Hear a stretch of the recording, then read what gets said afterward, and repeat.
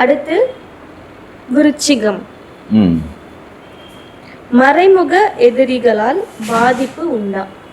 மறைமுக எதிரிகளால் பாதிப்பு அப்படிங்கிறது விருச்சிகத்துக்கு நேச்சுரலாக உண்டு. என்ன அப்படின்னு கேட்டால், மறைமுகம் அப்படிங்கிற வார்த்தையில் என்ன விஷயம் அடங்கியிருக்குன்னா, 9க்குடையவர் வந்து சந்திரன், பூர்வ புண்ணியாதிபதி, முன்னோர்கள் வம்சாவளியே சந்திர பகவான் தான். 5க்குடையவர் குருவாக இருக்கிறதுனால என்ன அப்படின்னா,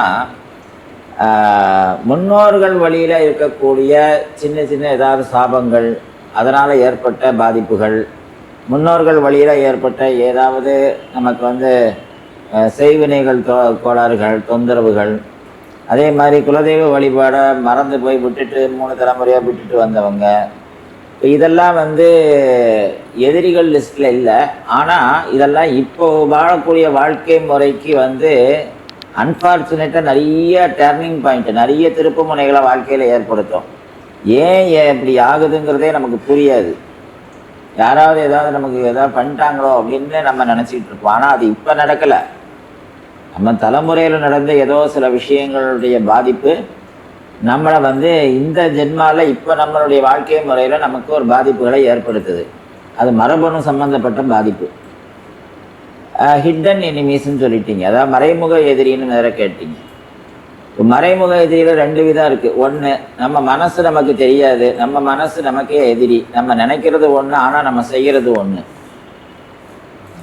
இது வந்து விருச்சிக ராசி அன்பர்களுக்கு, விருச்சிக லக்னத்தில் பிறந்தவங்களுக்கு, கார்த்திகை மாதத்தில் பிறந்தவங்களுக்கு இயல்பாகவே என்ன பிரச்சனை வரும் அப்படின்னு கேட்டால், அவங்க ஒரு விஷயத்தை சரியாக பண்ணணும்னு நினைப்பாங்க, ஆனால் அவங்களால அதை பண்ண முடியாது. சூழ்நிலை வந்து வேற ஒன்று பண்ண வைக்கும், அதைத்தான் அவங்க பண்ணுவாங்க. ஸோ அப்போ என்னன்னு கேட்டால், தனக்கு தானே எதிர்ப்பான ஒரு செயலில் அவங்க ஈடுபட வேண்டிய கட்டாயத்துக்கு அவங்க தள்ளப்படுறாங்க. இது அவங்க தப்பு கிடையாது. அதனால் நிறைய மனோரீதியான பாதிப்பு அவங்களுக்கு ஏற்படுறது. 2வது, 6க்குடைய செவ்வாய், லக்னாதிபதிக்கும் செவ்வாய், 6க்குடையவரும் செவ்வாய். ஸோ அதனால் என்ன அப்படின்னு கேட்டால், தனக்கு தானே எதிர்ப்பு, தான் யாரை எதிரின்னு முடிவு பண்ணுறாங்களோ அவங்க தான் இவங்களை எதிர்ப்பாங்களே தவிர, புதுசாக யாரும் எதிரிகள் யாரும் இவங்களை தேடி வரமாட்டாங்க. இன்னார் தான் எனக்கு எதிரி அப்படின்னு இவங்க தான் செலக்ட் பண்ணுவாங்க. அவங்க தான் இவங்களை எதிர்க்க முடியும். வேறு யாரும் விருச்சிகத்தை பொறுத்த வரைக்கும் புதுசாக யாரும் எதிர்க்க முடியாது. விருச்சிக ராசி, விருச்சிக லக்னத்தில் பிறந்தவங்களை வந்து யாராலையும் எதிர்க்க முடியாது. காரணம் என்ன அப்படின்னு கேட்டால், இவங்க வந்து ஒரு பெரிய கூட்டத்துக்கு ஒரு தலைமை தாங்கக்கூடிய அளவுக்கு சக்தி உள்ளவங்க. அப்போ அவ்வளோ சக்தி இருக்கக்கூடிய ஒரு ராசி வந்து சாதாரண சில்லறத்தனமாக சின்ன சின்ன ஒரு எதிர்ப்புகள் எல்லாம் வந்து பெருசாக நினைக்காது. அதனால் மறைமுக எதிரிகள் அப்படிங்கிறது கட்டாயமாக எப்போவுமே இருக்கத்தான் செய்வாங்க. ஏன்னு கேட்டால், நேரடியாக மோத முடியாதவங்கெல்லாம் பின்னால் பேசத்தான் செய்வாங்க. பின்னால் ஏதாவது ஒரு வழியில் நம்மளுக்கு ஏமாற்றலாம், நம்மளை ஏதாவது ஒரு வழியில் கீழே தள்ளலாம், அதெல்லாம் யோசிக்க தான் செய்வாங்க.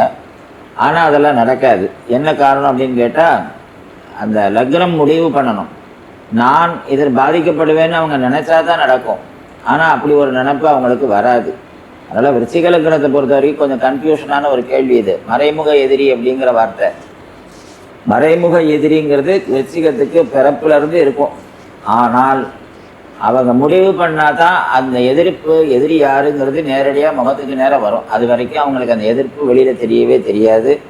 அதனால் பெரிய பாதிப்பும் அவங்களுக்கு வராது. விருச்சிக ராசிக்கு ஸ்பிரிச்சுவல் growth அதிகமாகுமா? கட்டாயமாக அதிகமாகும். ஸ்பிரிச்சுவல் growth அப்படிங்கிறது அதுவும் அவங்களுக்கு நேச்சுரலாக கிடைக்கிறது.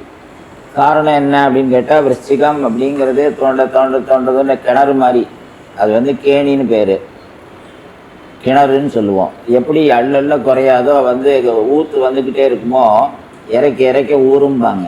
அது மாதிரி அவங்க வந்து நேச்சுரலாகவே இயல்பாகவே ஞானத்தை வந்து அடிப்படையாக கொண்ட ஒரு லக்னம். அது ஞானத்தை அடிப்படையாக கொண்ட ஒரு ராசியும் கூட. அதனால தான் பாக்யஸ்தானம் வந்து உங்களுக்கு வந்து சந்திரனாக வர்றது. அதே மாதிரி புத்திஸ்தானம் பார்த்தீங்கன்னா குருவாக மாறுது. ஸோ மனம் அப்படின்னு சொல்லக்கூடிய 3ஆம் இடத்தை பார்த்தோம்னா சனி பகவான்.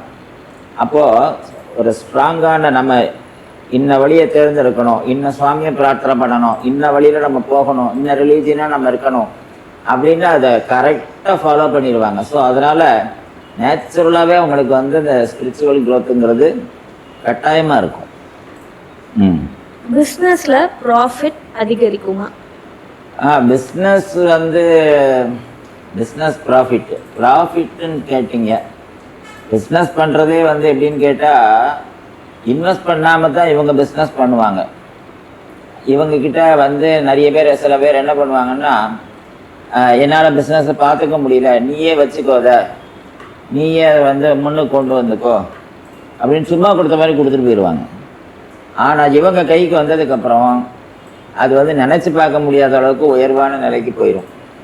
அதே மாதிரி ரொம்ப நலிவடைஞ்ச நிலையில் ஒரு கம்பெனி இருக்குது அப்படின்னா, இந்த விருச்சிக ராசி விருச்சிக லக்னத்தில் பிறந்த அன்பர்கள் அங்கே போய் வேலைக்கு சேர்றாங்க அப்படின்னா, ஒரு மேனேஜராகவோ ஏதோ ஒரு முக்கியமான போஸ்ட்டில் போய் சேர்றாங்கன்னா, இவங்களுடைய ஆலோசனையின் பேரில் அந்த கம்பெனி வந்து நலிந்து இருக்கக்கூடிய அந்த கம்பெனி தானாகவே உயர்வு அடைஞ்சிடும், நினச்சி பார்க்காத ஒரு உயரத்துக்கு வந்துடும்.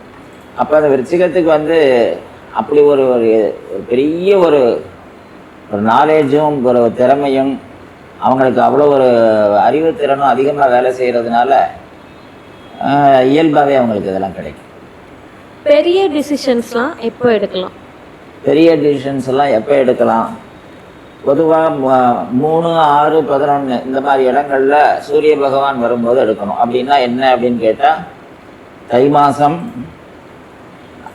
சித்திரை மாதம், அதே மாதிரி புரட்டாசி மாதம் 3, 6, 11 இந்த 3 இடங்களில் சூரிய பகவான் இருக்கும்போது, அதாவது தை மாதம், சித்திரை மாதம், புரட்டாசி மாதம் என்று சொல்லக்கூடிய இந்த 3 மாதங்களில் பெரிய டிசிஷனை எடுக்கலாம் தைரியமாக. அப்படி எடுக்கிறதுக்கு உண்டான வாய்ப்புகள் சூழ்நிலைகளும் அப்போ தான் உருவாகும்.